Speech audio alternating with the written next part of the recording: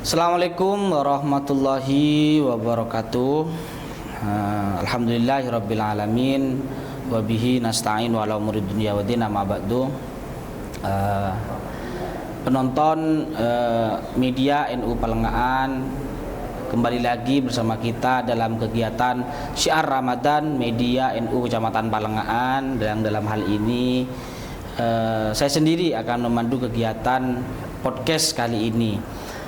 Pertama-tama perkenalkan terlebih dahulu, nama saya Muhammad Wasil, kru media NU Kecamatan Palengan. Yang alhamdulillah hari ini kita kedatangan narasumber yakni Ketua MWCNU Kecamatan Palengaan, yakni Kiai Haji Muhlith Nasir. Hari ini kita bertemakan besar kemerdekaan versi Hijriah, yang mana yang sering kita ketahui bahwasanya kemerdekaan itu jatuh pada tanggal 17 Agustus 1945 Masehi.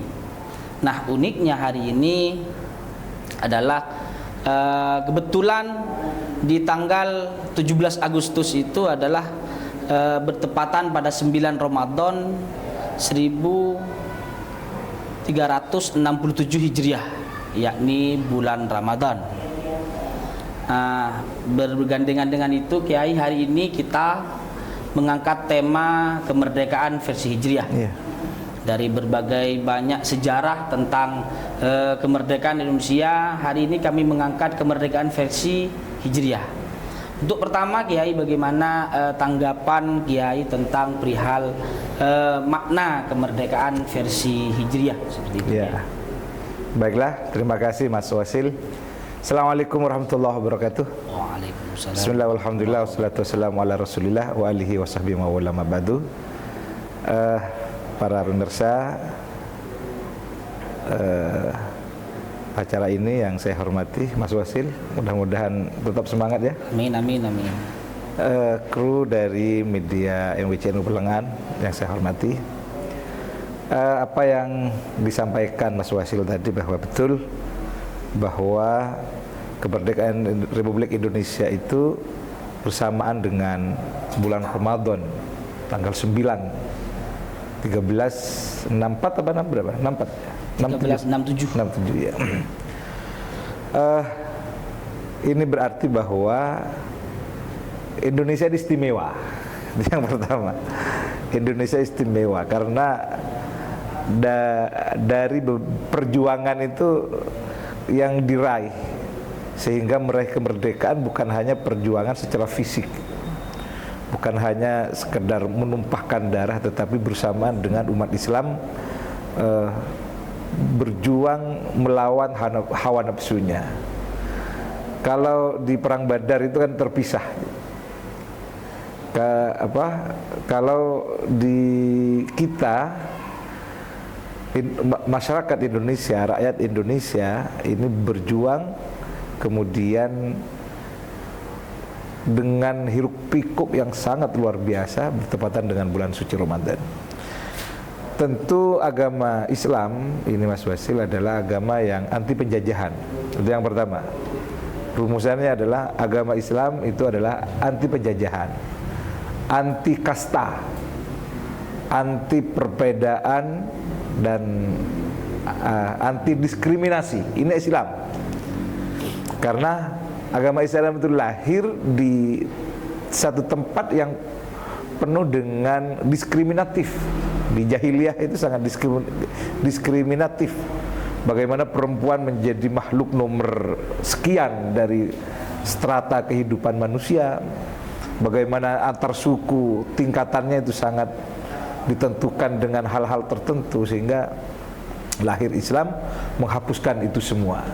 Sehingga Nabi menyampaikan kullun nas min Adam wal Adam min turab la fatla bainal arabi wal ajab ila taqwahu, bahwa setiap manusia itu diciptakan dari Adam dari tanah, tidak ada keunggulan satu sama lain antara manusia, baik yang Arab, di luar Arab, suku ini, suku itu, yang membedakan posisinya di sisi Allah terutama itu karena ketakwaannya. Itu semangat Islam itu. Semangat Islam itu kan kesetaraan. Kesetaraan tanpa ada kelas-kelas dalam kehidupan manusia.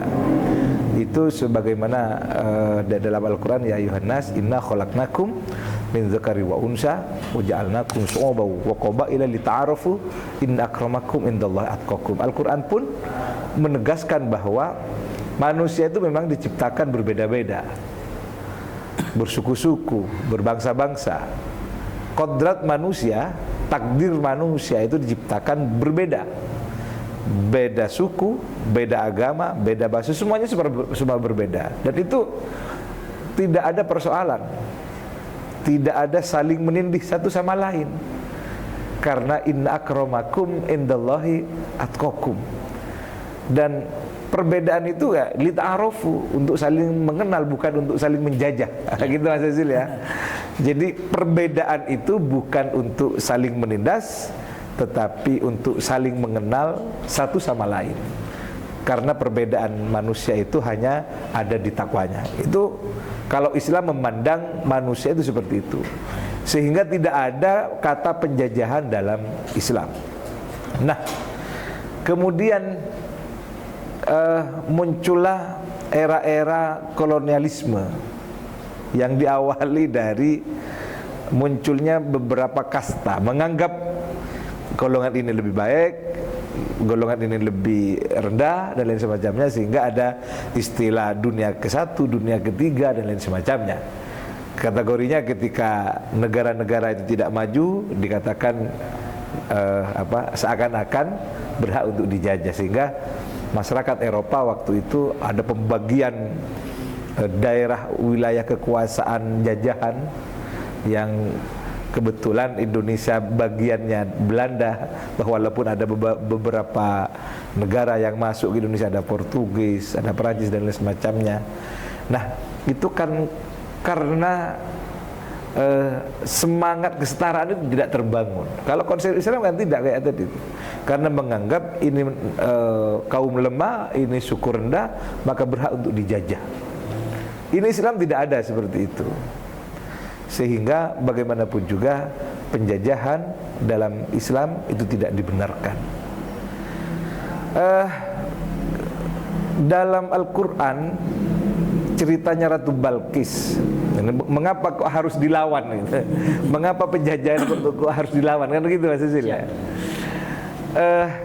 Ratu Balqis atau Bilqis itu kan mengatakan ketika tidak tahu bahwa Sulaiman itu nabi, dikiranya raja.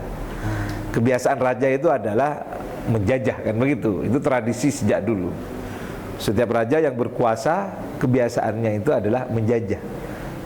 Balqis tidak tahu kalau Sulaiman itu nabi, dikiranya penjajah, sehingga ada dalam Al-Quran, waqalat innal muluka idza dakhalu qaryatan afsaduha waja'alu a'izzata ahliha adillah wa kadzalika yaf'alun, kan begini.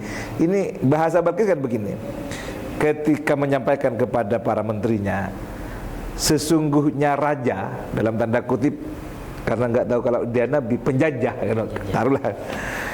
Sesungguhnya raja ketika masuk ke dalam satu daerah, afsaduha, dia akan merusak daerah itu. Waja'alu a'izzata ahliha adillah, dan mereka menjadikan tatanan di daerah itu menjadi yang awalnya mulia menjadi terhina karena terjajah. Wa kadzalika yaf'alun, begitu juga Sulaiman konteksnya melakukan itu. Artinya bahwa karakter penjajah itu akan pasti merusak tatanan yang ada di wilayah jajahannya itu. Ini sesuai dengan konteks penjajahan di Indonesia. Betul apa yang dikatakan Balqis, ceritanya yang difirmankan Allah dalam cerita Balqis itu, waja'alu a'izzata ahliha adillah, itu seperti di Indonesia. Sebelum kemasukan para penjajah dari luar, dari semua negara-negara Eropa, kerajaan Indonesia ini merupakan bangsa Indonesia, bangsa Nusantara ini merupakan bangsa yang punya peradaban yang sangat tinggi. Digambarkan bahwa tidak boleh bekerja kepada orang luar karena peradabannya sangat tinggi. Tetapi ketika masuk penjajah apa yang terjadi? Terbaliklah. Terbalik. Bangsa kita ya beginilah keadaannya. Itu yang disebut dengan waja'alu a'izzata ahli ha'adillah, kemuliaan di tempat jajahannya, di daerah yang didatangi oleh penjajah menjadi kehinaannya. Dan bisa kita rasakan sebetulnya peradaban yang tinggi, peradaban yang besar, kemudian diobrak-abrik, diinjak-injak oleh penjajah, yang kemudian situasi itu bisa terbalik. Ini tidak dikehendaki oleh Islam, karena Islam itu adalah menyetarakan, tidak ada diskriminasi dalam kehidupan sosial bermasyarakat. Oleh sebab itu di Indonesia, di Indonesia ketika masuk penjajah itu sudah banyak ulama. Sudah roh-roh Islam sudah muncul. Karena catatan sejarah penjajah masuk itu kan paling tidak lah, walaupun sebelumnya ada masuknya pasukan Portugis di Banten yang dipimpin oleh Cornelis de Houtman. Setelah menaklukkan Melaka, dia masuk ke ke pelabuhan Banten. Kemudian yang dilawan oleh masyarakat Indonesia. Siapa yang melawan?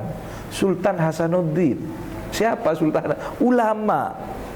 Walaupun dibantu oleh raja-raja yang belum Islam waktu itu, tetapi komando pergerakannya siapa? Sultan Hasanuddin. Siapa Sultan Hasanuddin? Ulama. Terah dari Sunan Gunung Jati, kan begitu.